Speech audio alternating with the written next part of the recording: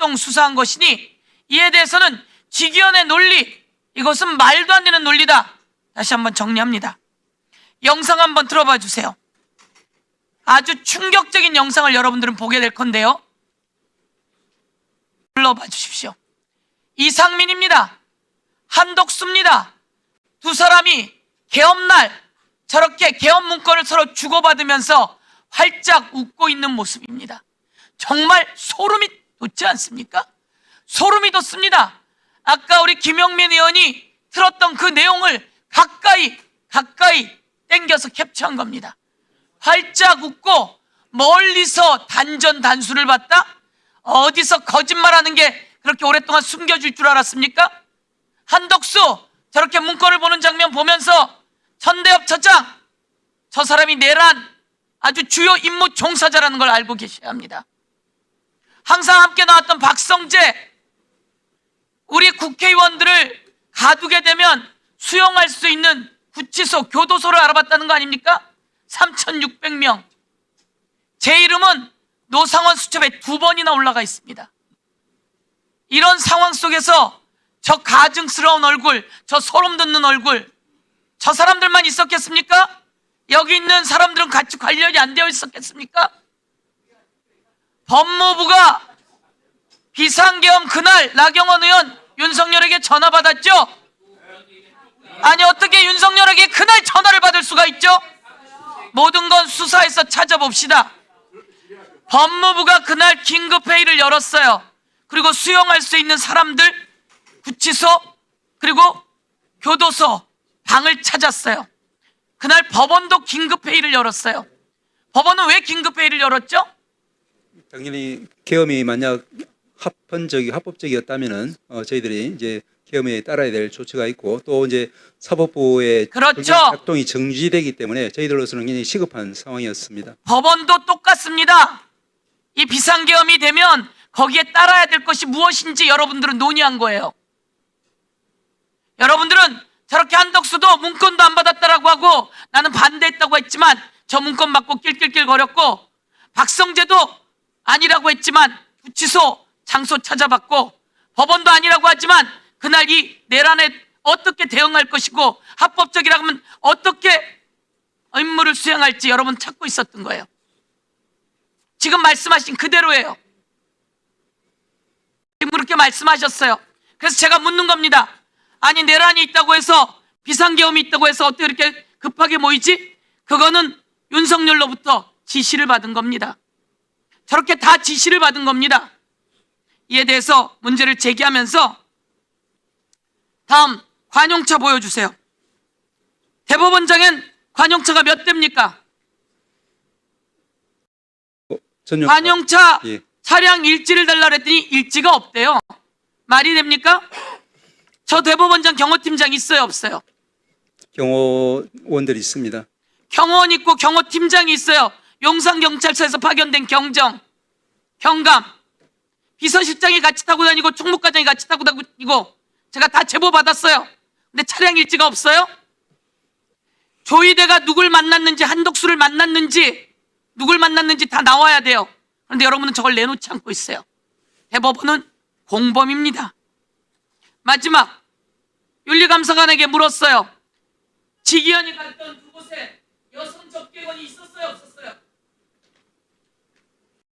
답변하세요.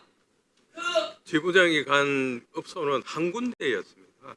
거기에 여성 접객원이 나와요 안 나와요? 그건 확인 못했습니다. 거짓말하지 마세요.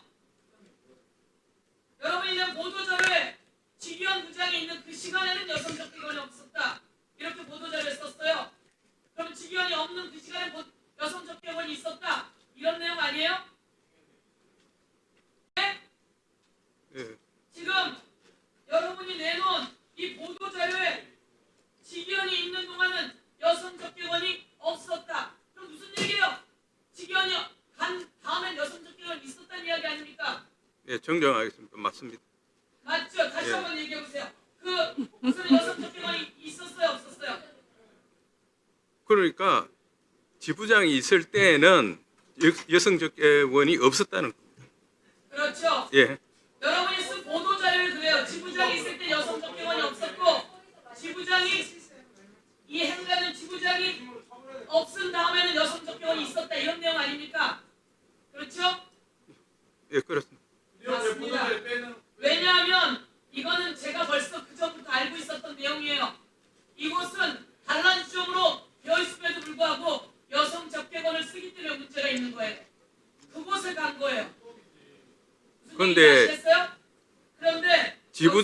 지부장이 거기서 떠난 이후 부분은 저희들의 감사 대상이 아니라고 저희들은 생각합니다.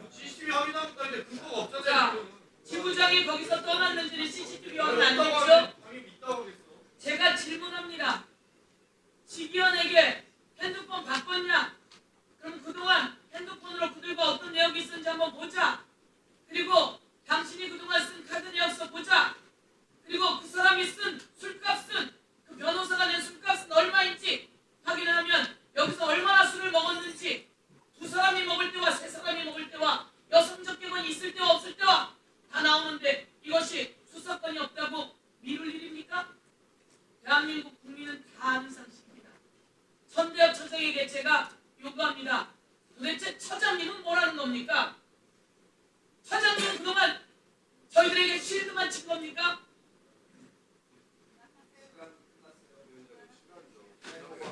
지금 여성 접객원이 있었다는 건 제가 벌써 그 전에 다 알고 있었던 내용인데 스스로 위증을 넘어서 또다시 말씀하신 걸로 정리하겠습니다. 이상입니다. 네, 윤리감사관께서는 증인으로서 위정하시는 거나 마찬가지입니다. 지기현 부장판사가 떠난 후에는 감사 대상이 아니다가 아니지요. 그 업소, 어떤 종류의 업소에서 향응 제공을 받았는지 여부는 감사 대상입니다. 그러면 이 서영교 위원의 질의처럼 떠나고 말고 그것이 아니라 그 업소가 어떤 업소였느냐가 당연히 감사 대상인 거죠. 어떤 유형 접객을 받았느냐가 감사 대상 아니겠습니까? 아니 그 지부장이 있는 동안에는 여성 적객원이 없었습니다. 참으로 납득하기 어려운 말씀을 자꾸 아니, 하십니다. 그, 증인은 윤석열 씨와 같은 서울대 동기 학번이시죠? 친구죠? 그래서 그 자리에 임명받으신 겁니까? 동기가 아닙니다. 서울대 79학번은 아니십니까? 아닙니다. 몇 학번이세요? 80학번. 그래서 윤석열 씨를 모릅니까? 전혀 알지 못합니다.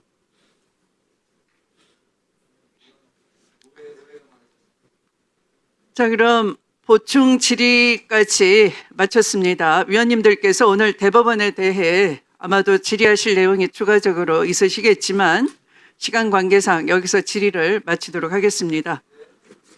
바쁘신 와중에 국정감사에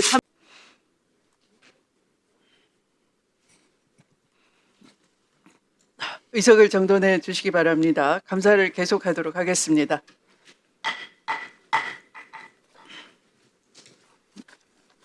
주질의 신문을 마쳤습니다. 다음은 보충질의 순서입니다만 국정감사를 시작하면서 말씀드렸듯이 일반 증인 및 참고인에 대해 추가적으로 신문하실 위원님이 안 계신다면 미리 이석시키고자 합니다.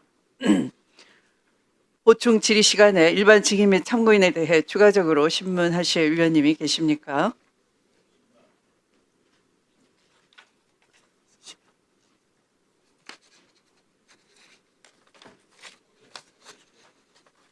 그러면 보충 질의에 들어가도록 하겠습니다.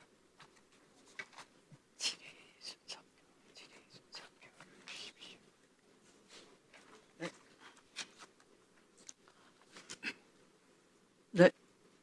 보충 질의 시간은 현재 감사 시간을 고려하여 5분씩으로 하고 질의 순서는 주질의 순서대로 진행하겠습니다. 기관에 대한 보충 질의와 일반 증인 참고인에 대한 신문을 해 주시면 되겠습니다. 그러면 먼저 곽규택 의원님 질의해 주시기 바랍니다. 예, 법원 행정처장님을 비롯해서 여러 증인 참고인 분들 늦은 시간까지 수고 많으십니다. 법원 행정처장님께 좀 질의를 하겠습니다. 질의를 드리고 차진학 참고인께 내란 전담 재판부, 이른바 내란 전담 재판부에 대한 견해, 그리고 김종민 참고인께 지금 헌법재판소와 법사위 일부 의원들께서 주장하는 사심제 도입에 대한 견해를 좀 간단하게 물을 테니까 좀 준비해 주시고요. 법원 행정처장님, 예. 지금 오늘 대법원장까지 관례를 깨고 이 법사위 국정감사장에 계속해서 오전에 있도록 그렇게 하고 또 법원 행정처장께도 질의를 한 그 내용을 보면 주로 이런 것 같습니다. 대법원에서 하는 재판은 소부에서 재판하는 것이 마치 원칙인데 그것을 전원 합의체로 억지로 끌고 갔고 그것이 조희대 대법원장에 의한 결정에 의해서 그렇게 한 것이다. 이렇게 지금 질의들을 하고 계세요. 그리고 그 질의에 맞는 대답이 나오도록 계속해서 답정너식의 질문을 하고 있는 상황입니다. 그런데 지금 대법원에서 긴급 서면 질의에 대한 답변 그 내용 중에서 답변하신 내용을 제가 한번 확인해 볼 테니까 확인만 간단하게 해주시죠. 예. 헌법이나 법원조직법은 전원 합의체를 원칙적인 심리 방식으로 정하고 일정한 경우에 소부에서 재판을 할 수 있다고 정할 뿐이고 소부의 사건을 먼저 배당하여 소부에서 사건을 심리한 후에야 비로소 전원 합의 심리가 가능한 것은 아닙니다. 그렇죠? 이제 그 부분에 대해서 조금만 부연 말씀을 예, 좀 간단하게 해주십시오. 예. 그러니까 법원조직법 7조를 말씀을 하시는데요. 7조 1항은 아까 말씀드린 것처럼 합의체에서 행사하며라고 원칙적으로 전압임을 밝히고 있습니다. 다만 하면서 그 소부에서 먼저 사건을 심리하여 의견을 일치한 경우에 한정하여 일정한 사건을 제외하고는 재판할 수 있다라고 되어 있는데 이 이제 단서에서도 첫째는 의견이 일치된 걸 전제로 하는 겁니다. 한 번이라도 나는 전압에서 하고 싶다라고 하면 당연히 이건 원래의 모습으로 돌아가서 전압으로 심리를 해야 되는 사건이고 또한 두 번째로 여기서도 이제 제외하고 있는 필수적 전압 사건에 아까 말씀드린 것처럼 내규에 따르면 이제 그 1호 내지 3호 내지 6호 즉 이제 국민적 관심도 높은 사안 기타 뭐 준하는 사건 등등 거기에 당연히 해당하는 사건입니다. 그리고 이제 이 7조의 이 단서 어디를 보더라도 반드시 이제 그 소부에서 선행해서 심리를 해야 된다라는 그런 문구도 없습니다. 그와 반면에 여기서 전압심리 내규의 2조를 보면은 이제 대법관은 누구든지 전압심리 필요 사건에 대해서 전압기일 지정을 요청할 권한이 있다라고 해서 언제든지 대법관들의 의견을 제시해서 전압을 진행할 수 있도록 규정하고 있는 것이고 여기에 시기 제한도 없습니다. 예. 그래서 이제 이런 여러 가지를 보면은 말씀하신 것처럼 헌법에서 102조에서도 대법원에 불을 둘 수 있다라고 돼 있지 불을 둔다거나 두어야 한다라고 하고 있지 않는 것도 임의적 편의적인 어떤 사건 관리 기구로서의 소부를 전제하는 것이다라고 하는 것이 저희들의 일관된 해석입니다. 알겠습니다. 잠시 시간 좀 멈춰 주십시오. 원래 3분입니까? 5분입니까? 5분입니다. 3분으로 시작한 것 같은데.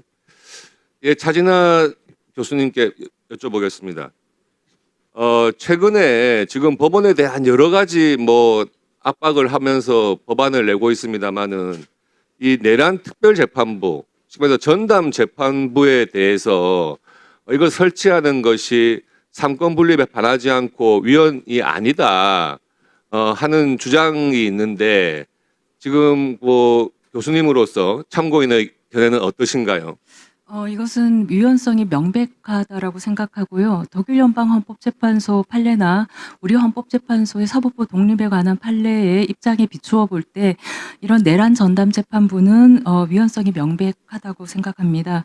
그 이유는 이 사법부의 독립에 관한 헌법 제101조 1항 그 사법권은 법관으로 구성된 법원에 속한다라고 하는 것에 이 사건 재판부의 구성, 사건 배당, 그리고 사무 분담 에 관한 이러한 사항은 법원이 자율적으로 해야 되는 사항인데 이것을 외부의 세력이 관여하는 순간 이것은 사법부 독립에 대한 침해가 됩니다. 이러한 점이 위헌이라는 것은 1985년에 유엔에서 채택된 사법부 독립에 관한 기본 원칙에서도 제14조에 보면은 이 사건 재판부 배당에 관해서 이것이 법원의 관장사항이다라고 확인을 하고 있습니다.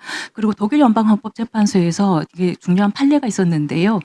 그 대법원급이 5개가 있는데 전문 법원 시스템이라서 그래서 재정법원에서 그 한 재판부에 보통 이 법관이 5명이 있는데요. 대법관이 그런데 이제 만일을 위해서 6명 정도가 배정된 겁니다. 그랬을 때 1명을 빼야 되지 않습니까? 그럴 때 1명이 어떻게 빠지는 것에 대해서 무작위로 이렇게 하도록 돼 있었던 것인데 거기에 대해서 그 재판장이 경우에 따라서 재량을 발휘할 수 있도록 그렇게 법률 규정이 그렇게 돼 있었습니다. 그것이 어떤 그러한 우리 헌법 제 127조 1항과 비슷한 문구 조항이 독일 기본법 101조 1항이 있는데요. 거기에 1항 2문에 보면은 누구도 법률에서 정한 법관에 의한 재판을 받을 권리를 박탈할 수 없다.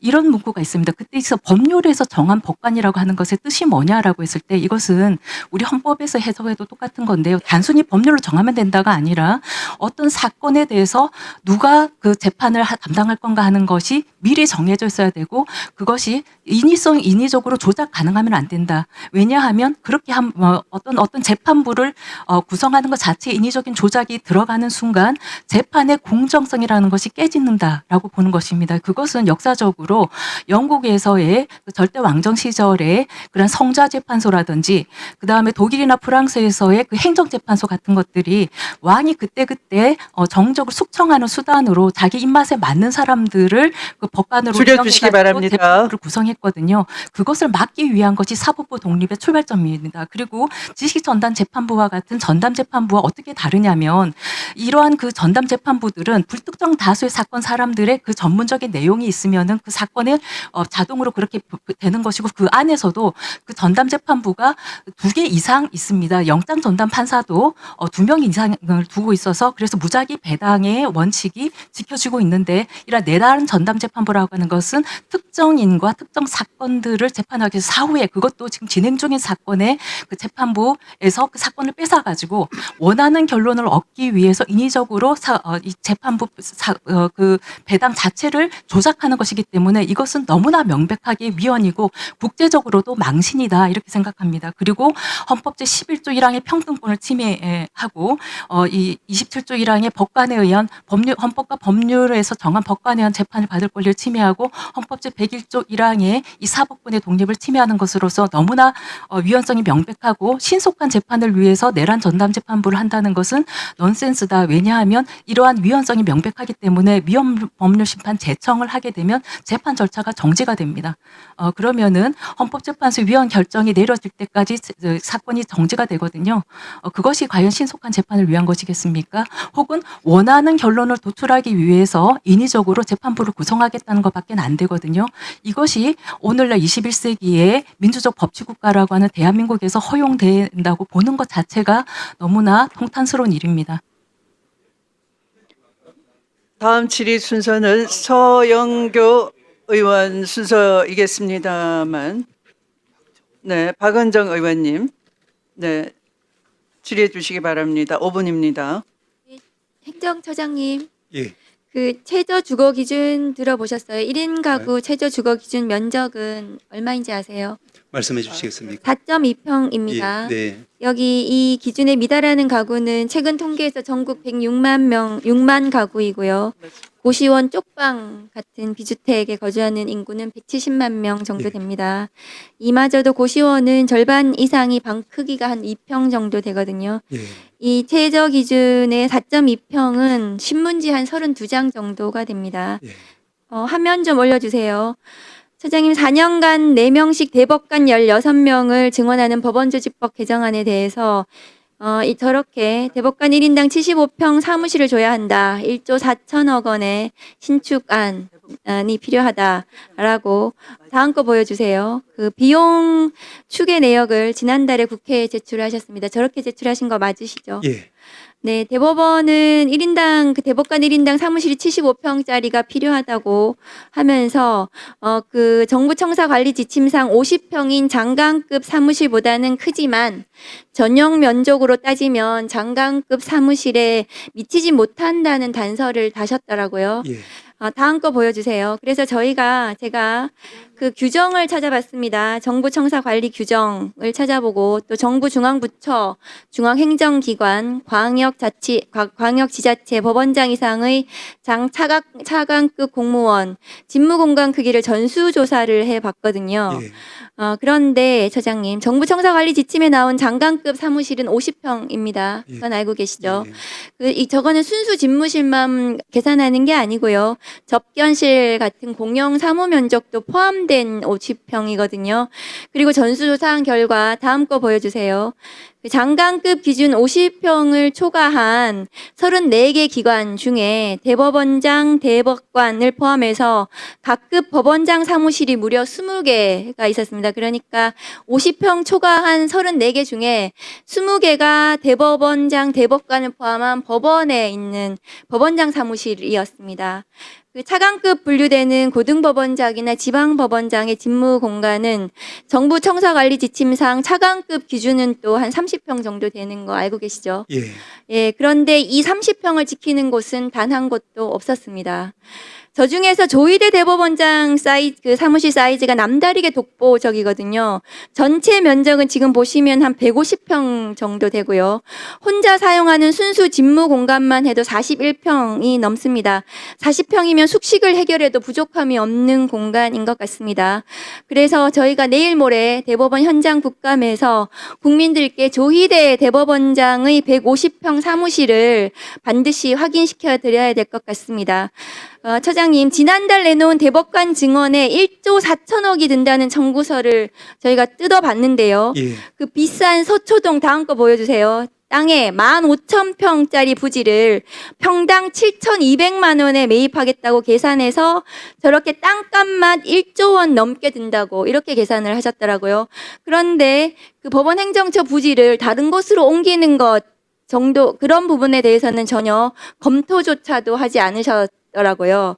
그런데 대법원장 한 사람을 위해서 고시원 75개짜리 공간을 전용하면서 그러나 이 사법 쿠데타를 일으킨 대법원장이 서초동에 신청사를 짓는다고 국민 세금 1조 4천억을 드려야 되는지 저는 잘 모르겠습니다. 어느 국민이 이해를 하겠습니까?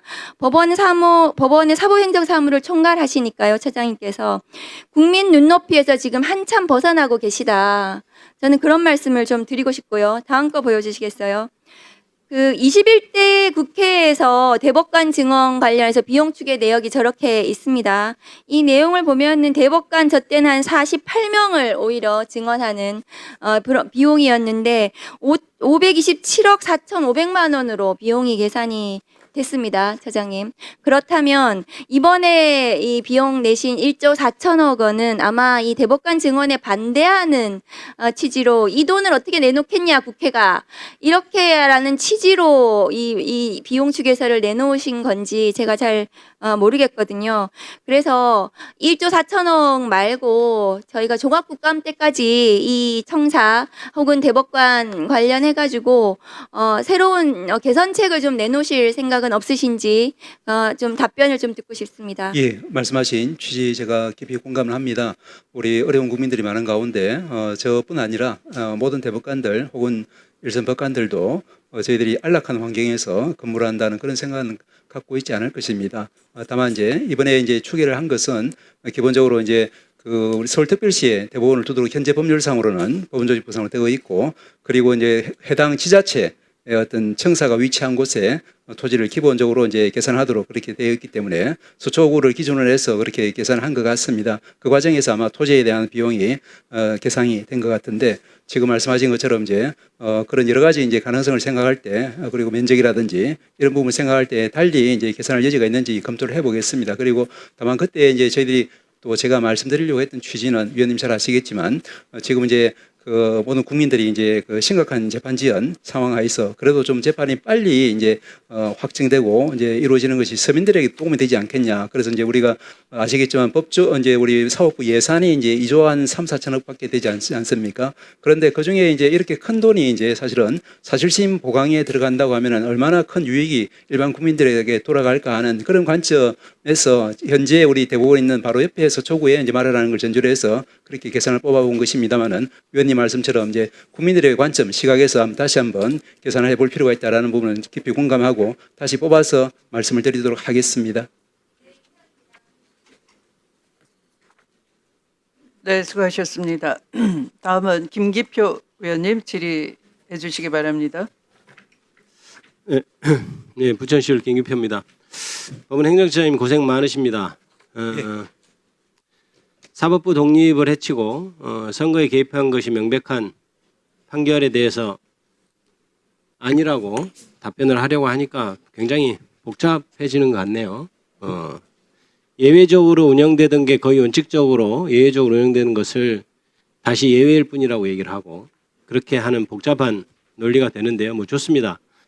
그래서 그 처장님께서 말씀하신 것이 논리에 맞는지를 따지는 것이 의미가 있는지는 잘 모르겠으나 그렇다 하더라도 한번 따져볼 필요는 있을 것 같아요.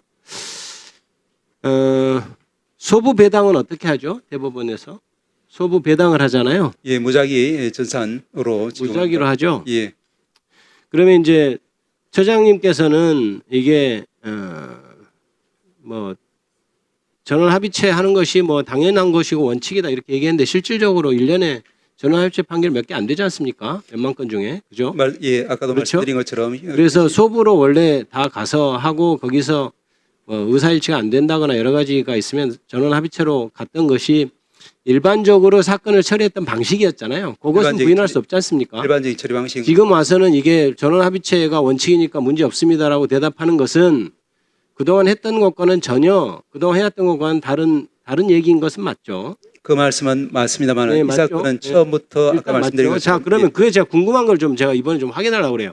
워낙 행정처장님께서 말씀이 자꾸 이제 왔다 갔다 바뀌어서 제가 좀 오늘 좀 사실 확정을 좀 하죠.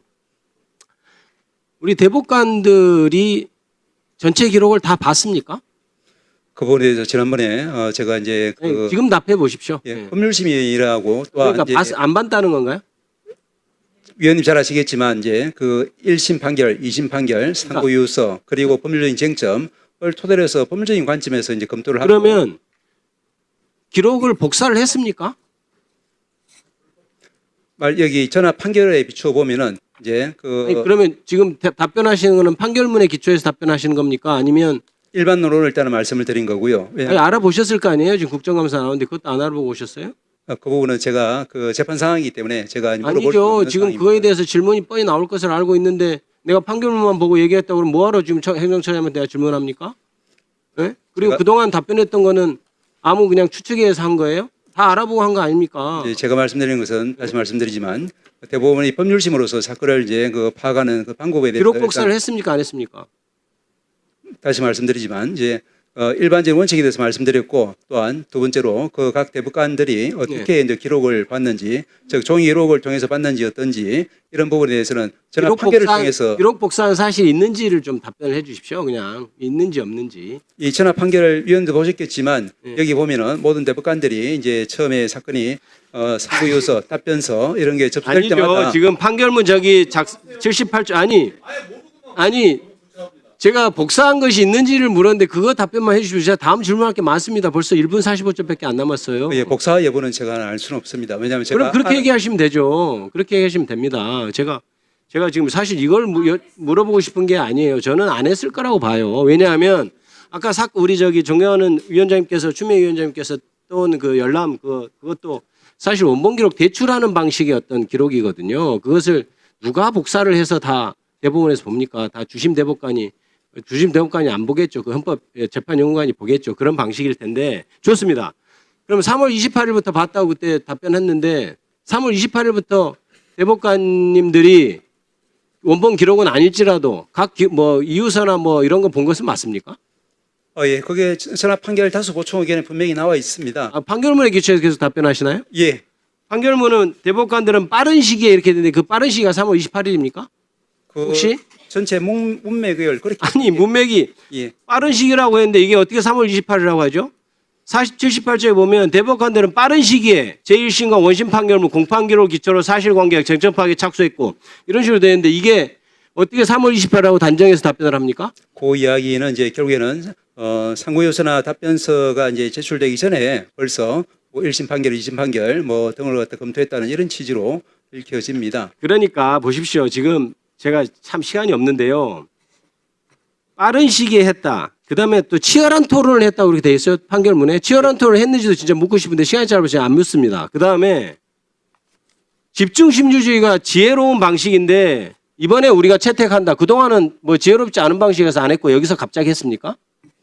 제가 또 한 가지 놀라운 것은 대법원 판결에 야 우리 진짜 빠른 시기에 검토했거든. 그다음에 우리 진짜 했어요. 토론 진짜 열심히 했어. 그다음에 집중심리주 이거 진짜 지혜로운 제도야. 그래서 이번엔 집중심리 제도를 했어. 이렇게 판결한 것은 제가 유사일에 처음 보는 판결문이에요. 이게 이런 겁니다. 나 연구가 없다 하는 거 똑같아요. 연구는 있는데 연구가 없다고 주장하는 거예요. 졸속으로 판결을 해놓고 뒤가 구리니까 이거를 판결문에 써놓는 거예요. 어떤 대법원 전원합의체 판결에 이 집중심리가 어떻고 빠른 시일 내에 내가 기록을 받고 이런 게 있습니까? 이 판결문 말고. 게다가 소수의견은 뭐라고 쓰냐면 유례 없이 짧은 기간 내에 이 사건의 심리를 마무리하고 결론 내놓게 되면서 이런 문구까지 써놨어요.